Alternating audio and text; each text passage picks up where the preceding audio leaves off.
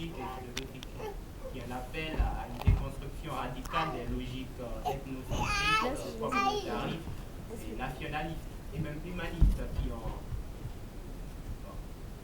qui ont dominé la conscience collective depuis la nuit des temps, pour leur substituer une logique universaliste. Bon. La couleur de la peau, blanche, noire ou jaune, n'est pas une raison pour abandonner sans recours un être humain au caprice d'un persécuteur.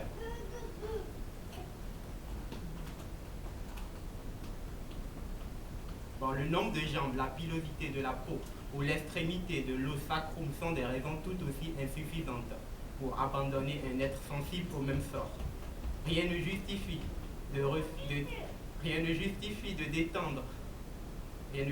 d'étendre le principe fondamental du respect de la vie aux membres des autres espèces, hormis le désir égoïste de préserver le privilège du groupe exploitateur.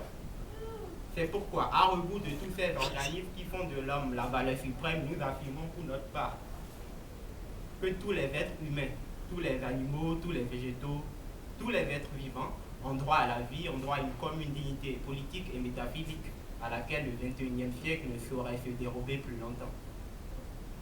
L'émergence d'une conscience universaliste, l'émergence de la non-violence d'une patrie sans bornes, les frontières sans cruauté ni injustice,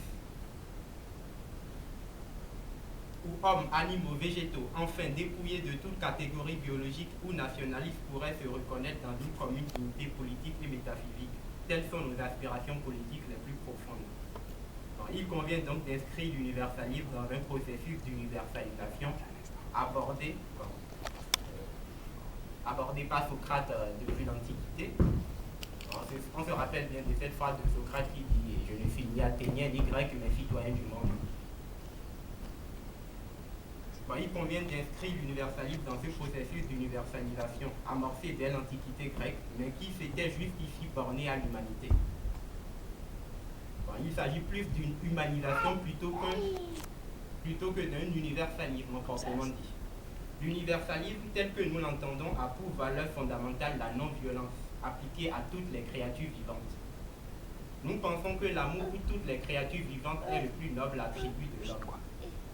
Dans cette perspective, nous affirmons que la violence est la principale raison des problèmes répandus sur Terre, que ceux-ci soient politiques, économiques ou sanitaires.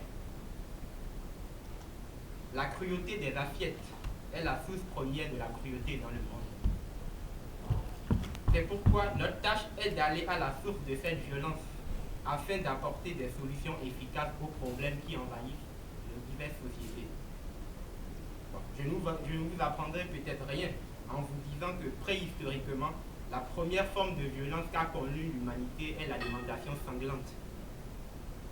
L'homme préhistorique était carnivore, dévorant à pleines dents la chair. Voilà ce qu'on peut imaginer en pensant à l'homme préhistorique. Cette image d'Épinal est enracinée dans notre culture et permet à certains de se dire que décidément nous sommes bien différents de cet ancêtre.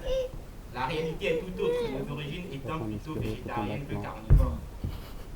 Les traces laissées sur les dents fossilisées, la composition chimique des dents et des os, le type de dents retrouvées, l'étude de la faune, de la flore et de l'environnement de l'époque des hommes préhistoriques nous en donnent les indices. Il y a 5 grandes étapes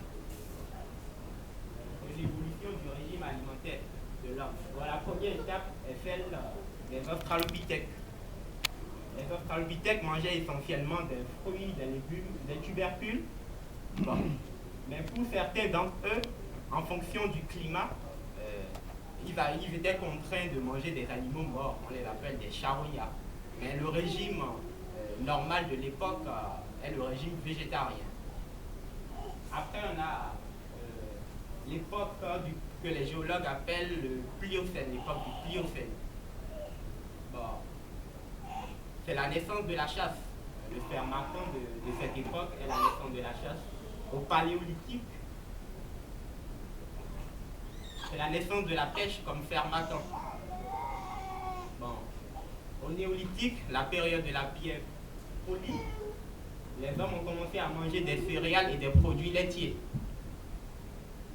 C'est au Néolithique que les carydanthès sont apparus. Bon, la cinquième étape est celle de la révolution industrielle. Les hommes mangent de moins en moins frais, tout est transformé. Donc on passe d'une alimentation végétarienne, fruitarienne, qui est celle de départ, à une alimentation complètement transformée, une alimentation carnée. Par ailleurs, l'introduction de l'alimentation sanglante est aussi une sorte de fanatisme et de rituel primitif à cette dépendance guerrière du passé, sacrifice animalier et humain, laquelle a poussé l'humain à modifier son alimentation fruitarienne pour l'ingestion de la chair animale. L'exploitation des animaux, la naissance contrariée de la chasse, ont malheureusement mené à l'exploitation entre les êtres humains, au cannibalisme, aux scissions entre les groupes humains qui se battent à la chasse. Les premières formes de discrimination, la peur, l'angoisse, l'insécurité, le crime, le meurtre, les massacres sanglants et les génocides deviennent ainsi le quotidien de nos ancêtres. La non-violence n'est plus qu'un lointain souvenir. C'est pourquoi, à ceux qui veulent séparer les problèmes de l'homme et ceux des autres espèces, on pourrait toujours rappeler que on a commencé par couper l'homme de la nature et par le constituer en règne souverain. On a cru ainsi effacer son caractère le plus irrécusable, à savoir qu'il est d'abord un être vivant. Et en restant aveugle à cette propriété commune, on a donné champ libre à tous les abus. Jamais mieux qu'au terme des 4 derniers siècles de son histoire, l'homme ne put-il comprendre qu'en s'arrogeant le droit de refuser ou de séparer radicalement la vie humaine de la vie des autres espèces, en accordant à l'une ce qu'il refusait à l'autre, il ouvrait ainsi un cercle maudit, et que la même frontière, constamment reculée, servirait à écarter des hommes d'autres hommes et à revendiquer au profit de minorités toujours plus restreintes le privilège d'un humanisme corrompu, aussitôt né pour avoir emprunté à l'amour propre son principe et sa leçon. Aujourd'hui encore, insécurité, scission humaine, meurtre, massacre existent toujours. Il est donc grand temps en effet que l'humanité considère la vie comme un bien universel, ne lui appartenant nullement en propre, et que la domination de la faune et de la flore lui implique des devoirs impératifs. L'homme doit rompre avec l'instinct de la seule préservation de son espèce pour respecter la vie sous toutes ses formes, puisque sa vie propre est intimement solidaire de l'élan vital, l'environnement de toutes parts. Trop d'êtres se refusent à méditer sur ce fait essentiel parce que, même s'ils éprouvent parfois un sentiment de pitié envers les animaux ou les végétaux, ils demeurent incapables de leur accorder une place dans l'éthique de leur vie. La lacune considérable de l'humanisme est de n'avoir accordé des droits qu'à l'homme et des devoirs à l'homme qu'envers lui-même. Lorsque les êtres humains seront touchés par le respect universel de la vie, ils ne se permettront plus de tuer d'autres vies. Il importe donc que notre attitude envers les autres espèces soit réformée au niveau du citoyen et de l'État. Faute de quoi, l'intelligence humaine n'aurait aucune portée morale et laisserait l'homme incapable d'élever sa conscience au-dessus de la simple préservation de son espèce. Le président de notre mouvement, Din Ibrahima, le président de notre mouvement l'universalisme, qui vit à Montréal, a posé cette question.